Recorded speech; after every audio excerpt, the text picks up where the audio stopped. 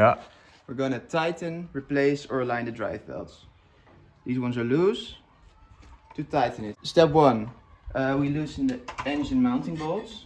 Can you follow? It's these ones. Ah, so you do look. Yeah, change that. Very important.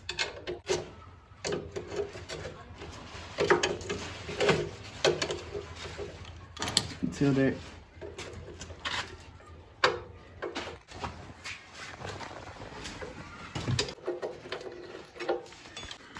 so step 2, move the engine so the pulley lines up right here.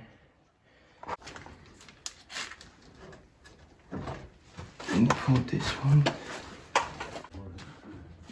Use these adjustment bolts to tighten the belt, but keep the pulleys here, keep them aligned.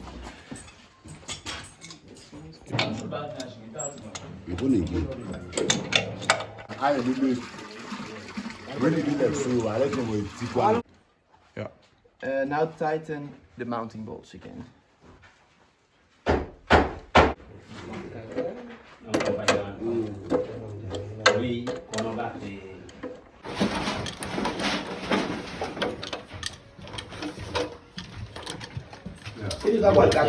Now, who's swallowing you go outside?